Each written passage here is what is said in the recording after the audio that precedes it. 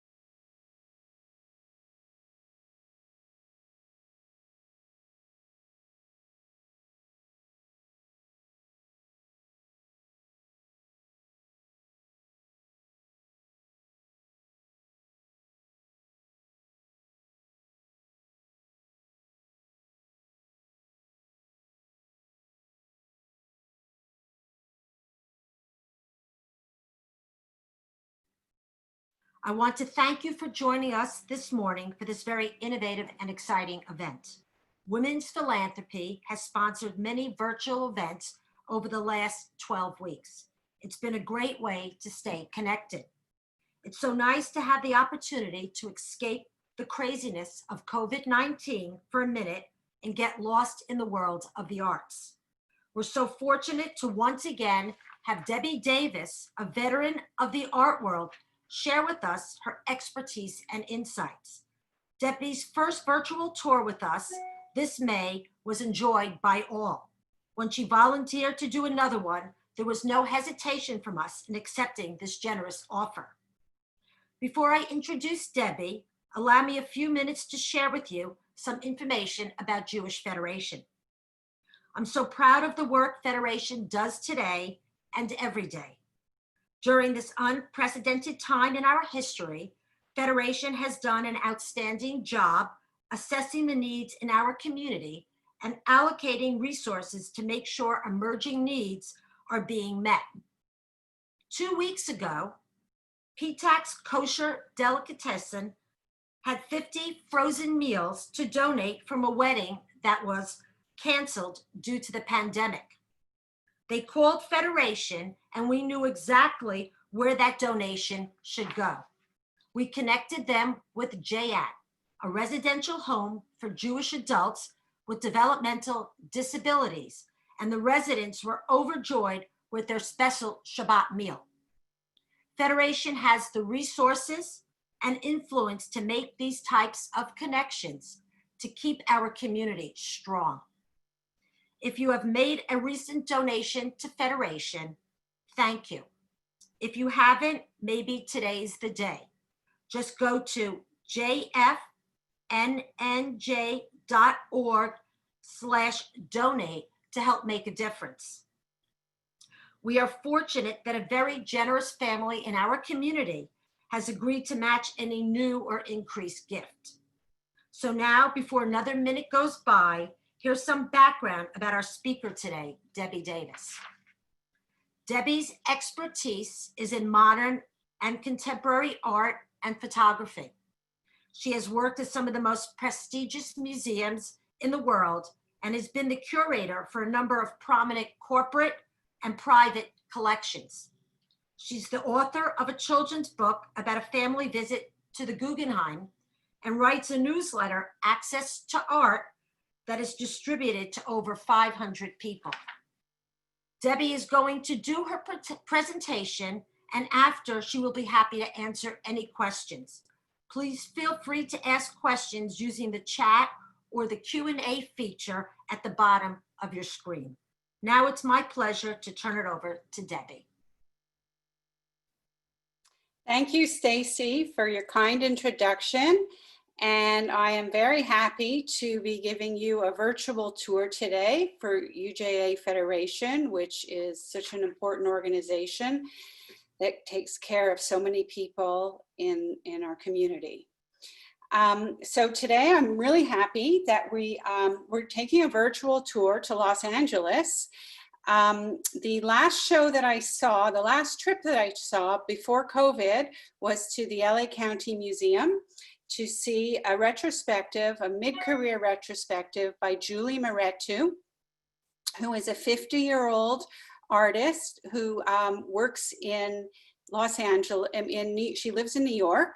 She lives in Harlem and her studio is in Harlem.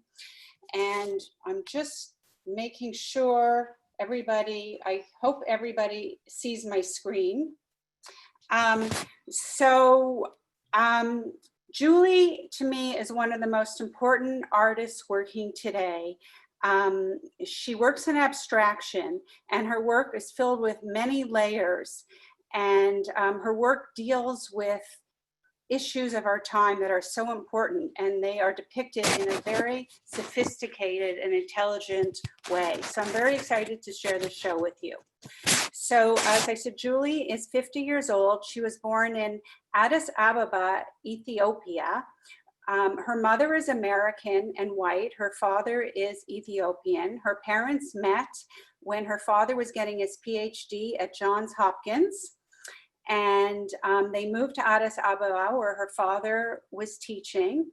And in 1977, when Julie was 7 years old, there was a revolution in Ethiopia, and then a dictatorship ensued, and there was, called it the Red Terror, and the family fled to the United States. And her father got a teaching position at Michigan State, and so she grew up in East Lansing, Michigan. And one other thing, like Julie is a very intelligent, deep thinker, and she won the MacArthur Genius Award in 2005. So right now I'm sharing a picture. This is an installation view at the LA County. Yes? We don't see the slides. Could you We try don't see the sharing it again? slide? Yeah. Oh, okay. Huh, hold on.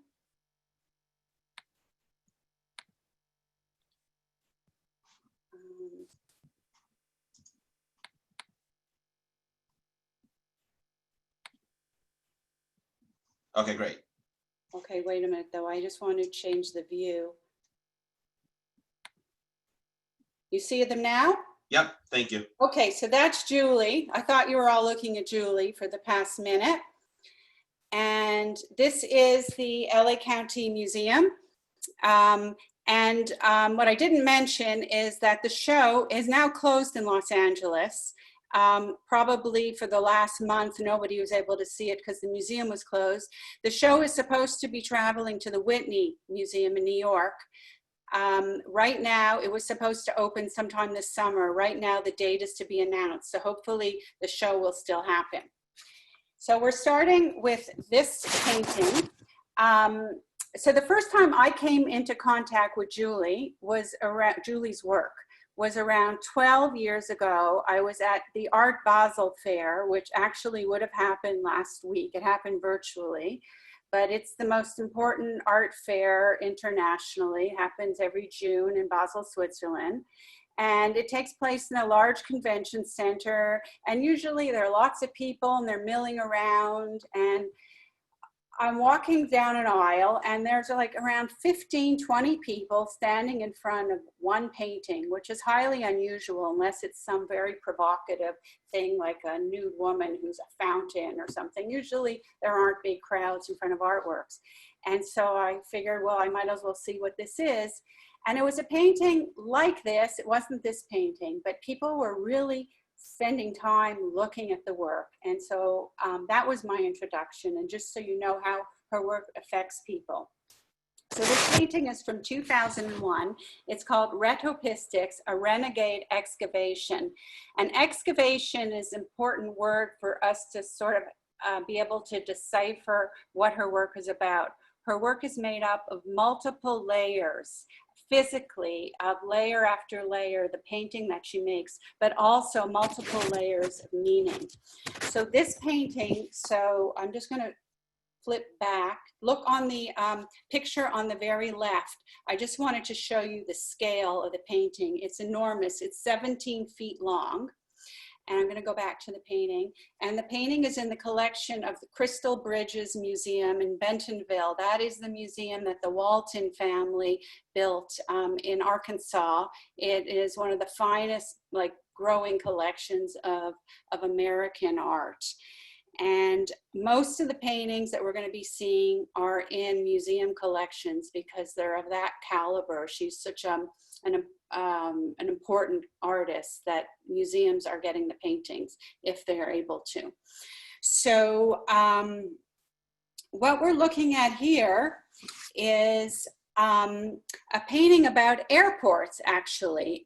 So what I didn't mention is that Julie's father is, his area is economic geography, and that has a lot to do with mapping. And Julie is very interested in mapping. And all of these lines that you see, the swirl, like the straight lines, and sometimes they curve, those lines have to do with mappings. But the way the painting started was Julie was interested in airports. And when you think about our global community, our global world now, and how we are all coming back and forth through different airports. And there's a certain amount of chaos when you imagine that people are showing up at an airport from all over the world, and everybody's sort of on their own trajectory, and somehow they come to this one place and then they go to another place. And she was thinking very deeply about that. And so what she did, apparently it's not very hard to find the blueprints of the airports online. And she found multiple airports from all over the world. And she started looking at the blueprints and mapping them onto her canvas. And I'm just going back to see, and then if you can see the black in the middle, the detail in the middle, where you can see all these lines, and so they're elements. It's not like she was using one airport, but she'd be mapping elements from different airports all over the world. And when, you know, one of her aims is also is like when you stand back and you look at the painting, you see it as one thing, but then when you get close up, you could actually see all the individual things that are going on. And it's almost like imagine different people swarming around. And then, so not only is she interested in there's this compression here of time and space. There's the handwork of the artist. You see all these black markings with ink. That's the artist's hand. That's as ancient as cave paintings. That this shows the human presence of the artist. And there's also a deep relationship to art history. And so on the right, I have two slides of artworks, one by, they're both pioneers of abstract art. They're both from 1925. The painting on the right, on the top is by Kandinsky, and the painting on the bottom is by El Lissitzky. And so these are the beginnings of abstract art in the 1920s, almost 100 years ago now. And you can see markings that remind you a lot. I'll go back to Julie's painting, you can just take a look. And so she's referencing these artists of the past who were more thinking about abstract forms. Kandinsky was thinking about colors and music, and these artists were more dealing with pure shapes and colors and thinking about a utopia, where Julie is really dealing with hard, difficult issues of our world today. So this next slide, I just wanted to show you another, this is another painting from that period, 2001. And you see this tremendous amount of energy swirling around, created by her lines and her shapes. There's a vortex, and you see that flame on sort of the bottom right, that orange flame, and it has this cartoony aspect, and I'm juxtaposing it with a pop art work by Roy Lichtenstein.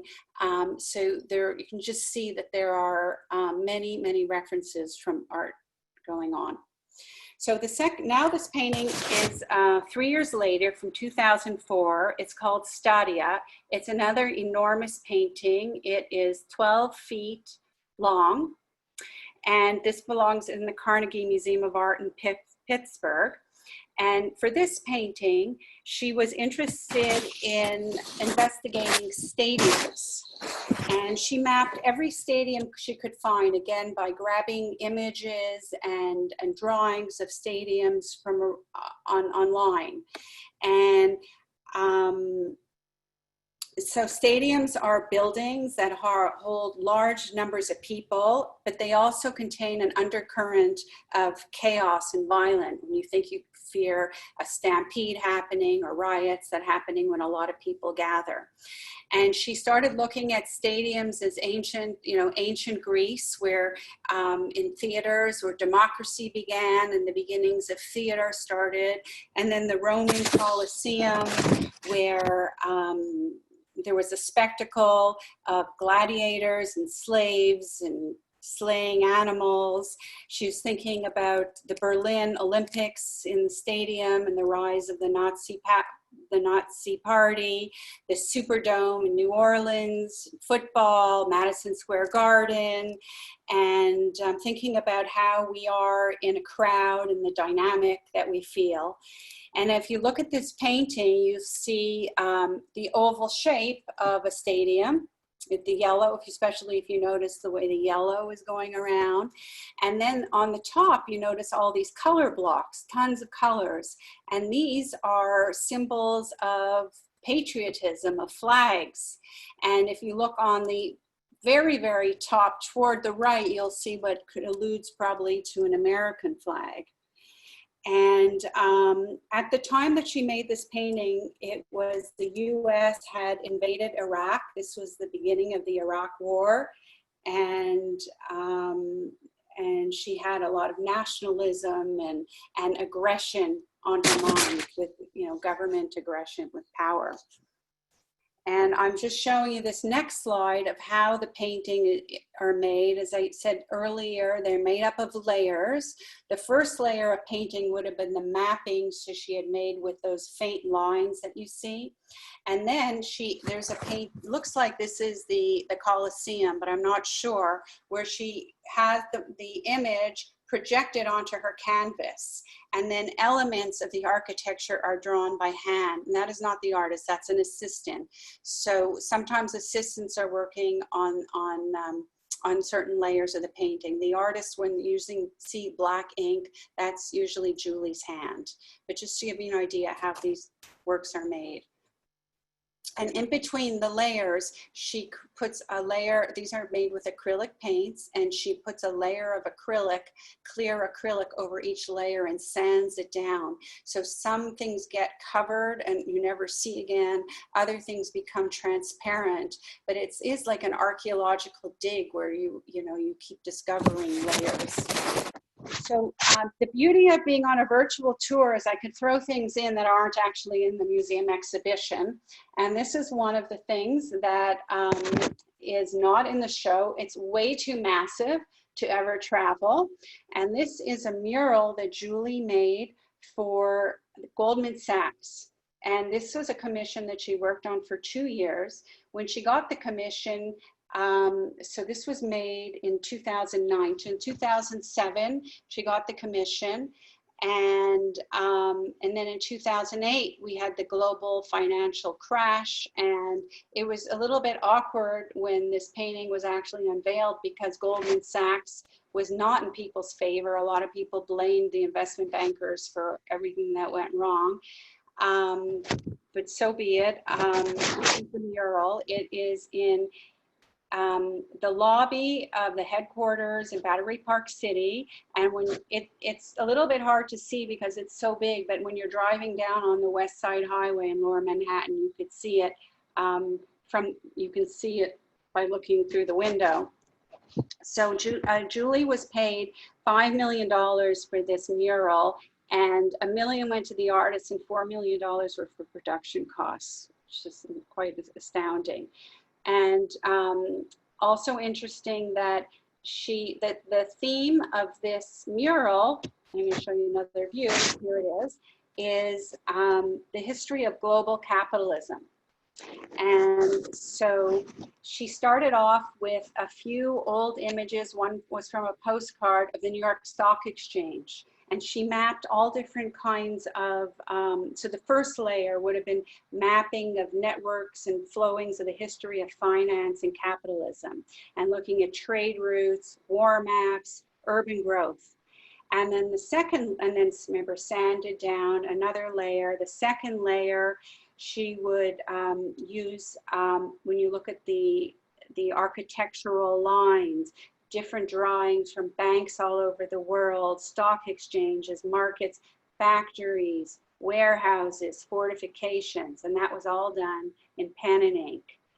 And then the third layer, she would introduce her own hand, the primal, instinct of every human to make their mark. And the mark is very, very important to her.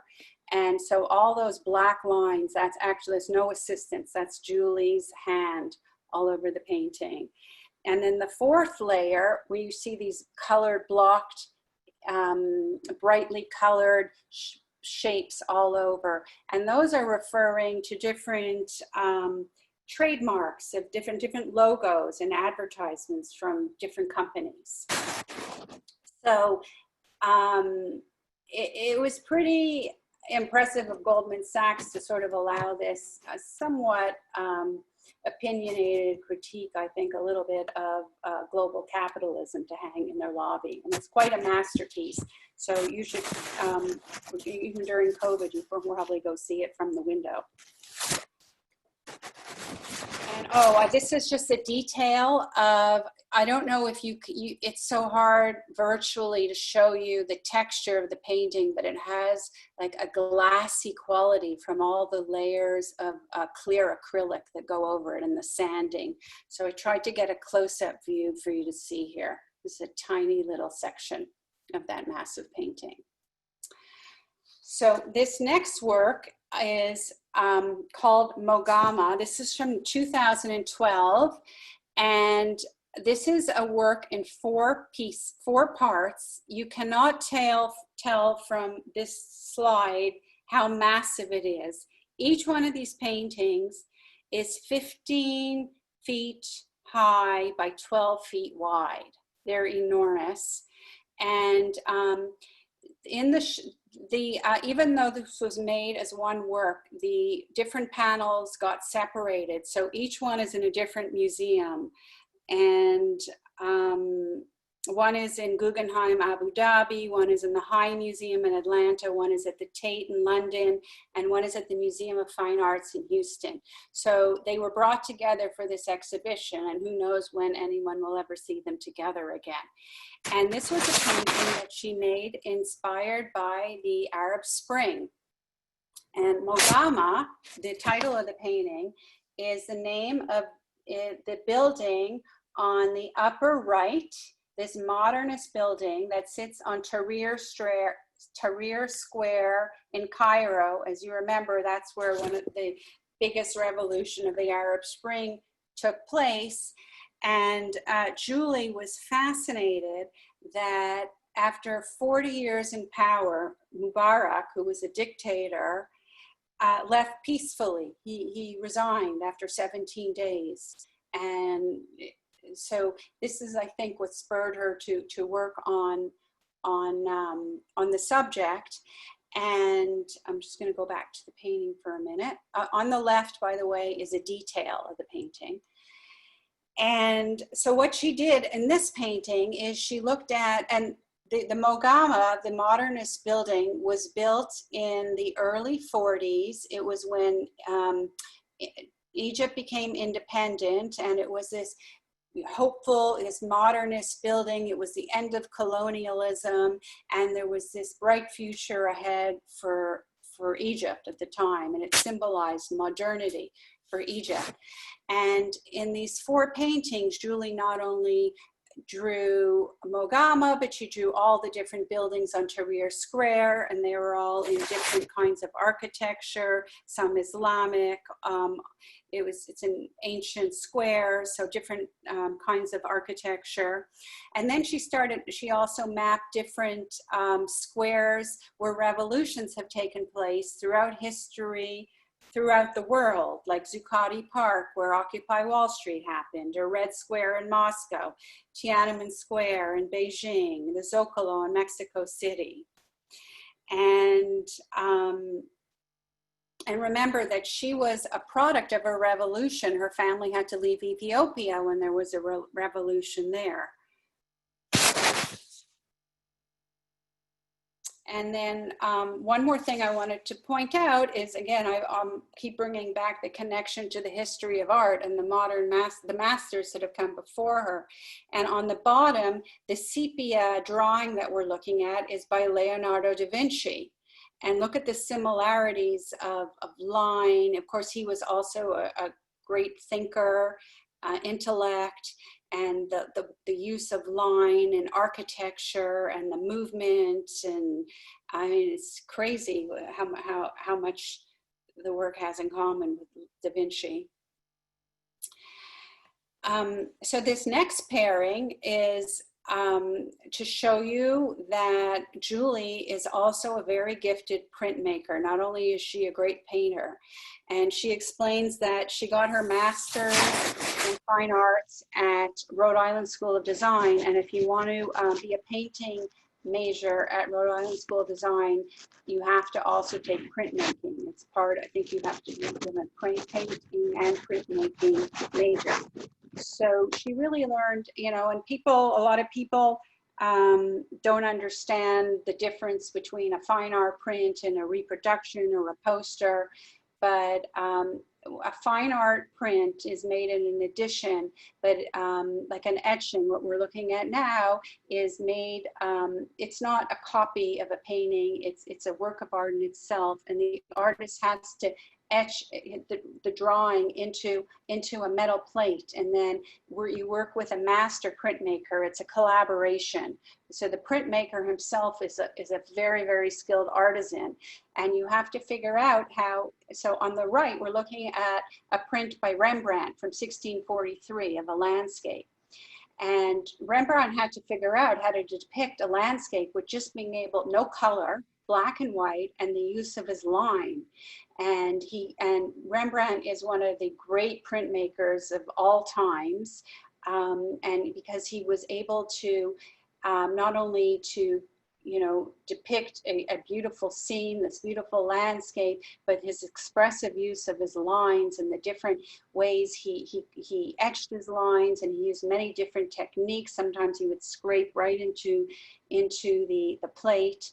And Julie has learned all these techniques. And and by the way, this Rembrandt print is in the show. It's not, this is not one of my comparisons. This is actually in the show. And on the left is Julie's print, and you can see she's using the same techniques as Rembrandt, but of course, she has more of a political message, her layers of meaning, where Rembrandt was trying to evoke a feeling of a landscape.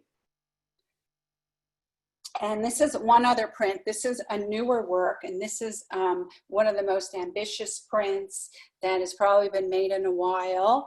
It is called Epigraph Damascus, and it's in 6 panels. It's 19 feet wide, and this is a print. This also is starting to show us a new direction that Julie has been working in. We're going to see paintings in this direction, but working directly with photographs that she finds online, and she blurs them. And she used not only the technique of etching in here, but photogravure, which is a 19th century technique of making prints that fuses photography with etching. And so the titles always help us with her works. Epigraph Damascus, so this is about the civil war in Syria, and it started with a photograph of a ruin in somewhere in Syria that she blurred, and then she has a whole lot of markings in there too. But if you were to look at this very quickly, you might think it was a Japanese scroll with the, first of all, the long, the format feels very Japanese, or it looks like Japanese or even Chinese brushwork or calligraphy. And so it's bringing together so many different references. So here's the new direction that Julie's been working in. This is painting is from 2016. It's called Conjured Parts, Ferguson. It's another very, very large painting.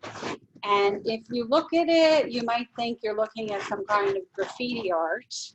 And it does sort of have those techniques. She's using airbrushing here and a little bit of screen printing. And this work started off actually as a photograph of a man holding his hands up, an unarmed African-American man, holding up his arms facing a long line of armed police officer in their riot gear. And this was a picture taken following the fatal shooting of Michael Brown in Ferguson, Missouri. So she, by blurring the photograph first, she is taking any direct reference out of it. So, I mean, what's great about these works is that they're beautiful without, you don't even have to know anything about what she's trying to say. And then as you learn more about them, you uncover the different layers of meaning. So this is another recent work. This is from 2017, and it's called Hineni. Oh, and by the way, I forgot to mention that Julie's mother, who was American and white, is also part Jewish. I don't know which part, but she did refer to that, of how she's a mixture of so many different Irish and French and Eritrean. And so the work is titled Hineni, which many of us know comes from the Bible. And when God set the burning bush on fire, and he needed somebody to lead the Jewish people out of Egypt, and Moses said, Hineni, here I am. And but this has the prophetic version of fire, the burning bush. It's also, of course, referring to, you can see the photograph that it's based on the right, a fire in Northern California. So this is a fire caused by climate change. And so it started with this photo that was blurred. It was painted onto the canvas or printed onto the canvas in a blur, and then the marks were added on after. And then there's a third level of fire that she was thinking of, and that's an intentional fire. And she was thinking about in Myanmar, in the former Burma, where it was sort of ethnic cleansing, when the homes of the Rohingyan people were burned intentionally through a hate crime. And so 3 different kinds of fire layered in this.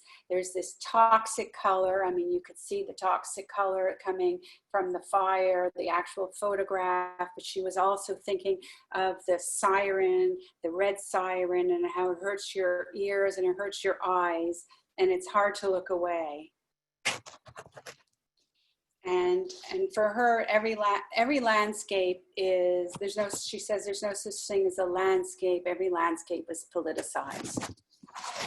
So now we're veering out of our museum tour, and we're going to another city. We're now in San Francisco at the San Francisco Mocha, and this is a massive commission that she made for every 2 years they change the art. They do a commission for their lobby.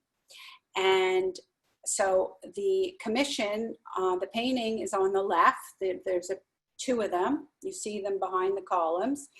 The slide in the middle is Julie working on the painting in her studio, which is a church, an old church in Harlem. And a church was one of the only places she could find that had ceilings high enough to work on such a massive scale painting. And so this painting was made specifically for the San Francisco Museum of Art. And when she was thinking about San Francisco now and how there is this like second gold rush to San Francisco, now it's the Silicon Valley to work in the tech industry. But 150 years ago, it was the gold rush, and everybody was heading west. And think about colonialism and all the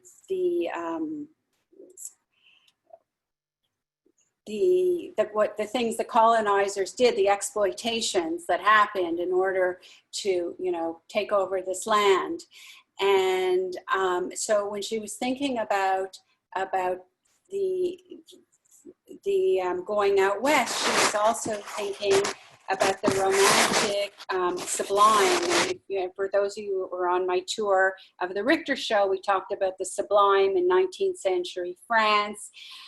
And here, these are the American Hudson School artists that she's thinking about, who looked at the beautiful, open American landscape, and artists like Bierstadt and Church, Frederick Church. And these are paintings that inspired her, the beginnings of her. These are paintings that they made going west. And these were the base layer where she would blur these paintings, and to make her own composition. But also, there's the title of the painting, Howl. So Howl was a poem written by the beat poet Allen Ginsberg. And the first time the poem was read was in San Francisco in 1950. So she was thinking about that. but she was also thinking that it was in the back of her head. It's not like it was completely like intentional, this is what I'm going to do, but she has said that she had recently read Frederick Douglass had a story that she had written it in someone else's account, Fred Moten, that he had witnessed his aunt being beaten by her master. She was an African-American slave, and the screams, he was just talking about the screams hearing his aunt being beaten. So Howl, the title, is referring to the Ginsberg poem that has a relationship to San Francisco and also slavery. And all these subjects are so timely now. I mean, this was, done a few years ago, and of course people were talking about all of these issues, but right now it's like we're in the middle of all of this, and so many of us are understanding more about the price that was paid by colonization of the United States. So this is our final painting. It's called Haka and Riot, and this is from a painting made in 2018. And it was begun again with photographs that she grabbed off the internet. And in this case, you can see the two photographs on the right-hand side. And these are taken from a detention center at the Mexican border. And the photograph on the right is a children's bunk room, so children who've been separated from their parents. And then below are the payphones, the one payphone, their only way to connect to the outside world. And Haka is the title of the painting. The word is the name of a Maori from New Zealand dance. And it turns out that the New Zealand soccer team always performs this dance before a soccer game. So that is the end of the paintings. I am going to show you. I sort of, the quality of this isn't great, but because I videoed off the screen of the off the website of the LA County Museum. But I'm just gonna, so you can feel like you were there, I'm gonna play this for you. It's just gonna take like a minute, and then I'll come back on.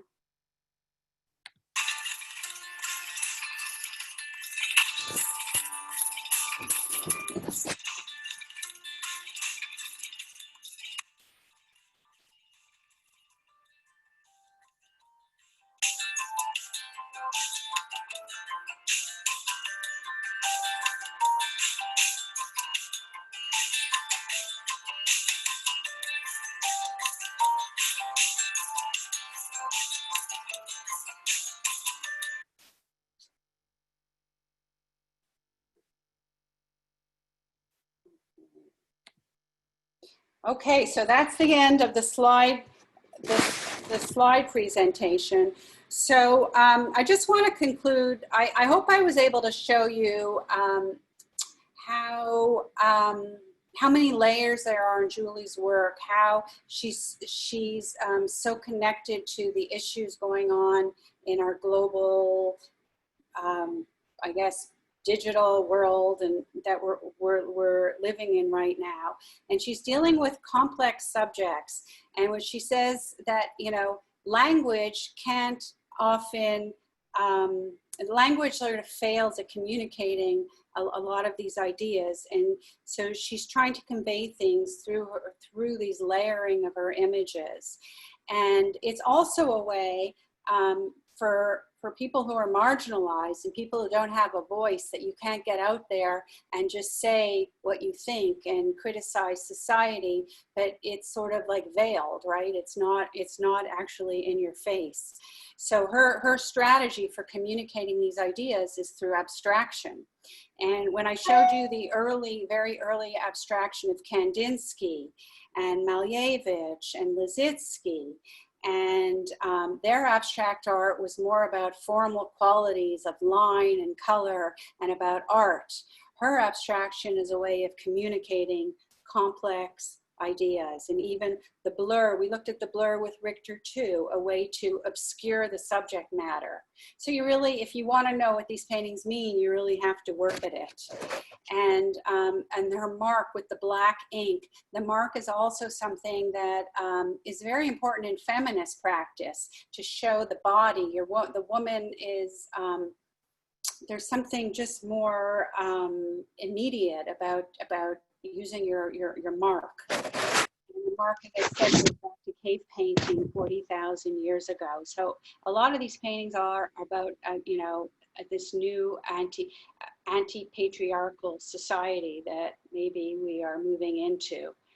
And another incredible thing about Julie's work is that she's compressing time and space. She's compressing, you know, millennia history and different ways of making art and ideas and layers from countries all over the world and different peoples and their different issues all together in these gorgeous abstract paintings. So thank you. And now I guess open it up for questions, or Robin? From Karen Orlin. She said, aside from her Ethiopian focus on mapping and geography and her mom's Jewish heritage, how did Julie's parents' interests and background inform her artistic development? What was Julie's pre-RISD education and training? She grew up in East Lansing, Michigan. She became interested in art as a kid. She studied at, I think, Kalamazoo School. I think I mentioned that her father is a political geography scholar, and his interest in maps is something that she's interested in. She said growing up in East Lansing, Michigan, there was a lot of mid-century architecture, and that really formed her interest in architecture. And her mother is an educator. Her mother taught at Montessori schools. So she comes from a very deep thinking family, and obviously her mother really believed in social change. I think she worked for the what they called when you go out to and you help, the Peace Corps. Her mother was in the Peace Corps. So there's this caring about, you know, and she's global. She grew up in Africa and she moved to the United States. So this thinking globally all comes from her background. Another question somebody would like to know, does she plan on showing her work in New York anytime soon? Well, the show is supposed to take place at the Whitney, and it was supposed to open, I think, in August. And now I just checked the website before we tuned in, and they said dates to be announced. And usually her gallery is the Marion Goodman Gallery, which is on 57th Street, between 6th and 7th. And usually when their artist has a show in a museum in New York, they will coincide with a gallery show. So hopefully there'll be a show of new work sometime this fall. And otherwise, yeah, that's the best bet. If you're in New York, just wait for the Whitney show. I have a question, actually, maybe more just a comment. It's fascinating to me that she can paint such a huge painting and yet paint it so close up. It's very difficult to know what something will look at when it's so large, when you're painting in such a small area. Can you comment on that technique at all? It's daunting. I mean, it's not easy to make a big painting. It's impossible to make such a huge painting. She does a lot of like, you know, it takes a while. There's putting things up and then getting all the assistants out and just sitting there and looking. And I saw a video of when they installed like the painting at Goldman Sachs, and she actually made it in Berlin because she had a residency there. And could you imagine? That's probably why it was so expensive. They had to transport it from Germany. but on the last minute it was already up on the wall, and she had like those colored shapes. She had cutouts of those shapes, and they were moving them all over the painting, and then she would stand back and look, and then they were applying them on the wall at Goldman Sachs. So it's a process. It takes a lot of standing back and looking and thinking, and probably also digital tools help a lot too. You can put it on, you can scan it and put it on your screen and think about it. It's hard. Thank you. We have another question. Somebody would like you to discuss her Jewish heritage at all and what her exposure was to that. I tried to find, I didn't find. I could look into it more and I could follow up, and maybe you could send an email out. But I just found this one little blurb about her mom being mixed. And I tried to find her mom's maiden name.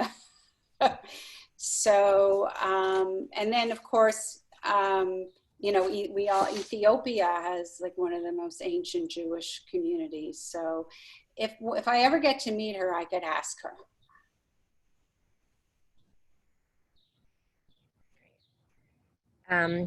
Okay, I don't see any more questions. So wait, hold on.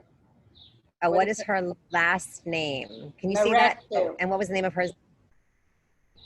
Meretu, and the name Mehretu, Julie Meretu. And what was the name of the second painting that you showed? The first painting, the second painting that I didn't talk about is Untitled 2. And then the first painting was Retopistics. The second was Stadia 2, the Untitled 2, and the third one was Stadia, the stadiums.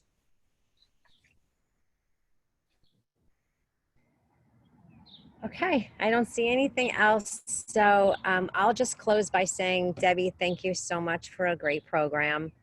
Wait, hold on. Somebody has something. Okay. Oh, somebody would like to know if it's possible to watch this webinar again. I'm not sure if you can answer that question. We did discuss that. Do we know the answer to that? Josh, maybe you can chime in.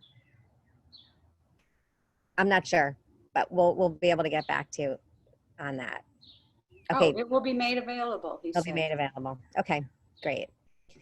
Okay, so again, thank you so much for sharing your wealth of knowledge. It's always enjoyable to hear from you, and we're deeply grateful. So thank you so much for making yourself available. I am Robin, and we have, I'm the co-chair for the Outreach for Women's Philanthropy, and Federation's been staying on top of all of the emerging needs from this terrible pandemic, and we just want you to know that unfortunately, even as we begin to open up, the needs are only going to escalate and grow. So I know I feel fortunate that we have this organization like Federation with a bird's eye view of the community and the ability to respond quickly. So please, everyone, stay safe. Let's all hope that this time for us to gather will be here before we know it. And thank you so much for your support and joining us this morning. Can I add something? I just remembered something. Yes. Julie, it's about the Jewish question. Julie's wife or partner, I'm not sure, is Jewish. And her mother is the daughter of Holocaust survivors. So there's a lot of Jewish going on. Debbie, one question came in while I was just giving my closing remarks. The question is, what was the recent controversy over one of her works and former gallery? Oh, there was a controversy. I think there was a controversy about some collector that had paid and wanted to buy her paintings up front, like wanted first dibs or something, and the gallery wouldn't do that. It might have been something like that, some like mega collector. That was like around 3 years ago. It was a fight with the art dealer. Had nothing to do with Julie. Okay, thank you. Goodbye. Bye, thank you for joining. Thanks.